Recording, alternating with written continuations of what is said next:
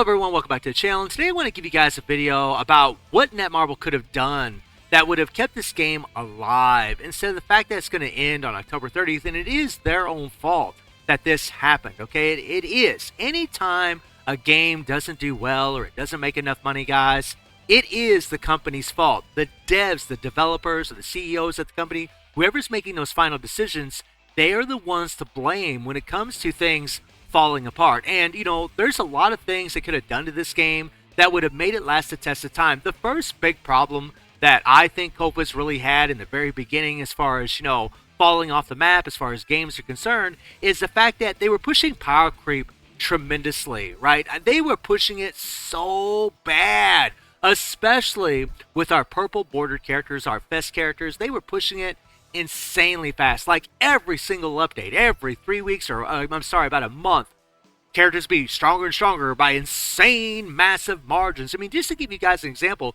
for those of you that haven't played this game, you know, for the entire duration of it, whenever Guild Raid first showed up, and Guild Raid's been in ever since almost the beginning, right? We'll just say, you know, in 1 year of it, this game mode was actually very hard. You had to get 1.25 billion to get the best rewards out of here, and it was tough. We had to really use strategy and use certain teams and certain characters to get it done. You know, like whenever we would do our 3PGs or our supers, Geese or Rugal, whoever the guild raid was, couldn't interrupt, or they could interrupt us. So we really had to be very good at timing, make sure we would take a lot more damage because our characters had less HP. I mean, there was just so much more skill involved, and that's really when this game really was highlighted, right? When there was more skills, a lot more fun, and, you know, all that power creep, all it did was just made things easier and easier and easier to the point to where we're at now, to where I literally can bring in any character I want, set it on auto, and easily get the rewards, right? Easily, right? And that is a huge problem for this game. The power creep was just insane. It started with those fest characters, and then, as many of you know, it went to EX characters. And these guys were no different. They were pushing that power creep ridiculously over and over every single update. This character's super strong. This character's a whole lot stronger. This character's a whole lot stronger.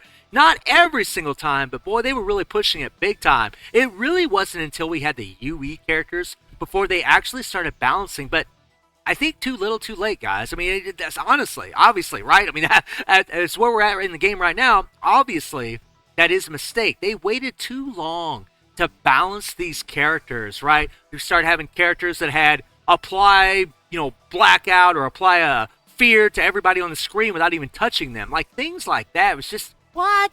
Just ridiculous. Like just making the game easier and easier and easier, which isn't no fun, right? Another problem that the game, you know, has had for a long time is the fact that the rewards don't feel very rewarding. Like when we play certain game modes, we play and play and play to get, you know, some good rewards. The rewards we always get were always RNG based, right? Always RNG, you know, whether it was the boxes in Guild Raid or the boxes in Colossal Boss Dungeon, either one of these game modes, all RNG based over and over and over. So we play Guild Raid and we get a box and we don't even, you know, we don't have no idea what we're going to get. You know, we opened up, you know, I opened up 209 boxes of this, 209 of these, and got nothing, right? Because, you know, obviously we could get an EX generic memory, but I didn't even get one out of 209 boxes, and I know players that's done 400 boxes and didn't get anything, right?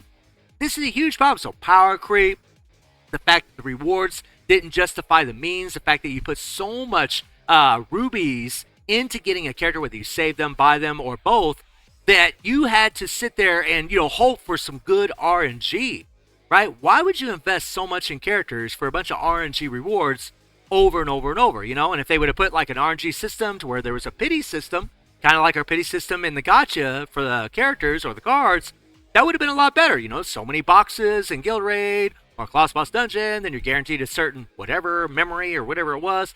That would have been great, but they never did that. And by the way, Netmarble has done these kinds of things in other games. They recently did this in Marvel Future Fight, where when you play, you know, their main boss content, you actually get a guaranteed, well, it doesn't really matter, guys, but you get a really good reward after 10 tries against that boss, right? They could have done something like that in this game, but they never did, right? It just seemed like they wasn't really putting the effort in the right places, because the next problem is all they ever really focused on for the most part is characters, right? Just making these characters awesome and fun and cool and aesthetically pleasing, which they've done.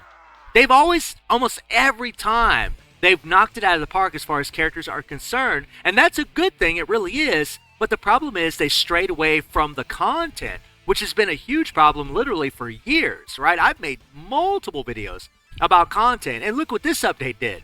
This update literally puts everything that we've ever had, for the most part, in one update, right? I mean, this is the last update we're ever going to get. But I mean, literally, we have all these mini games, the Angel's Road Trip, the Making Rice Cakes, like all these things that have been throughout the game in the past. And then on top of that, we had the Boss Showdown, which honestly wasn't too bad at all. I've already done this thing. Did it with Cammy, guys, sold it with her.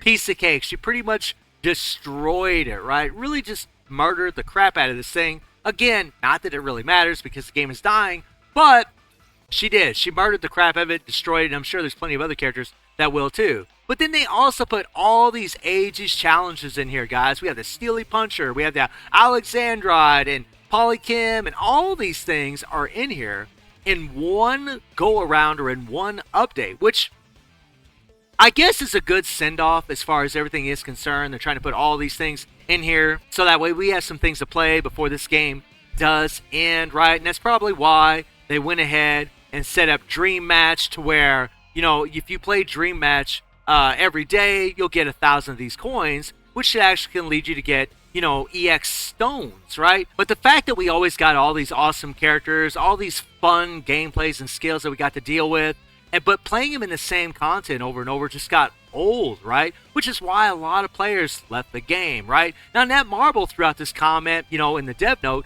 saying that, you know, there's only so many characters they're going to work on, you know, to develop. They're running out of ideas, more or less. And it's like, man, there were so many that they could have leveled up, so many that they could have put in here, so many characters from the other King of Fighter games that haven't even been introduced into this game that they could have put in here.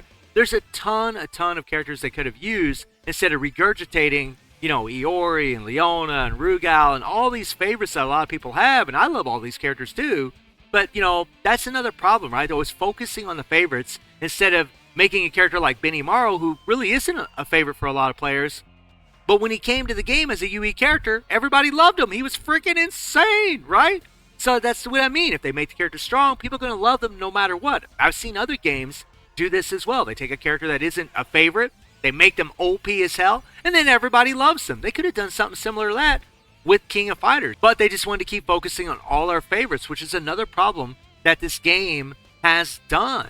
The other problem is the fact that whenever we start getting the UE characters and we start getting all this extra HP and attack and defenses, I mean, these characters are ridiculous, right? As far as their CP, their combat power is absolutely astronomical. I mean, 3 million CP. I mean, guy, I've seen players have 5 million CP. Just ridiculous numbers on their characters. For what? For what? Every game mode in the game, they didn't adjust. And that's another problem that they did, is the fact that they never ever set up our dungeons here for UE characters. You know, only cost 15 to 70, right? They could have easily had a cost 75, which is what the UE characters are, to be used in this game mode. They could have easily set that up and added some more Team Relay dungeons or something similar or something more advanced for the UE characters, right? That would have been pretty damn phenomenal if they would have done that. And the same goes for all the other game modes, right? I mean, really, when it comes to this game, guys, like Tower of Illusion was always the in-game content for a lot of players. I don't even know if I'm going to finish this. I don't even know if I really want to be perfectly honest with you guys. But this was really the end game, right? But my complaint, and this is something that Netmarble did, is that, yeah, they gave us good rewards, but they were one and done. Instead of giving us a game mode like what we had back in the day with Demo Space, where you had reoccurring rewards over and over, right? You could get rewards every week.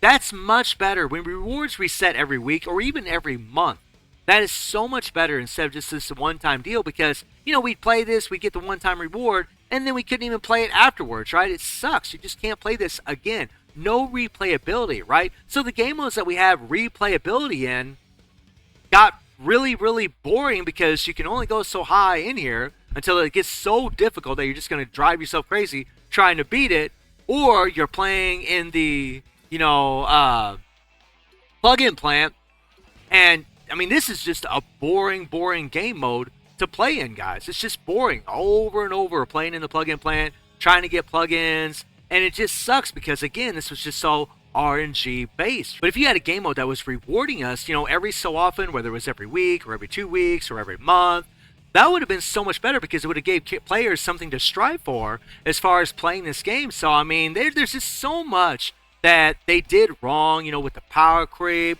with focusing only on the characters and not really the content, the fact that they didn't really have rewarding game modes, and then when they did have a rewarding game mode, you'd only get the rewards one time, and then you're done. You couldn't even replay the game mode after that in Tower of Illusion, right? Just a lot of mistakes that the game has made. And a couple of other things that probably would have helped this game tremendously is the story mode, the story in the Epic Quest, right?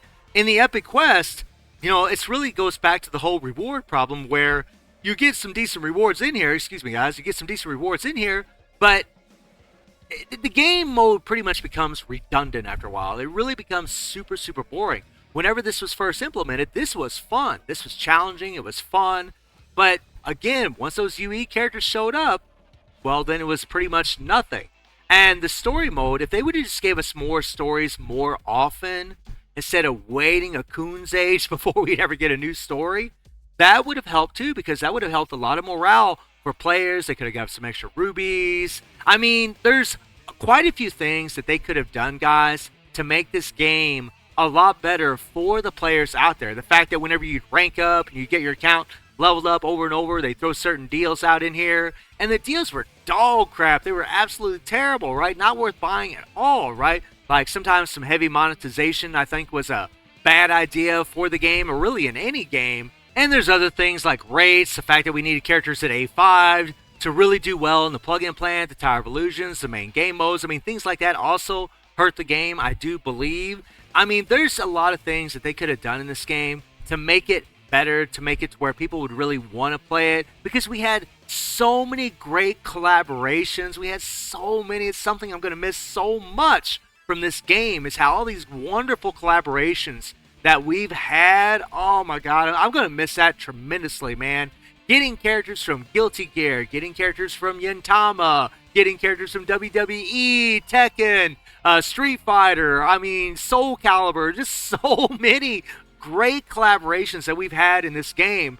And, I mean, it's a bummer, guys, because if they would have kept this game going, if they would have put a little bit more into the content, put a little bit more thought into the reward systems and the way they were doing things, I really believe that this game would have lasted a whole lot longer than what it actually did, because there was so much good faith from the players, from all of you guys. Like, there's so many people that just loved playing this game. They were sticking with it as long as they could, because it really is, and even now, guys, it's still the best fighting mobile game out there. There's no fighting game out there, no mobile game that's a fighting game that looks as good as this, that plays as well as this, at least in my humble opinion.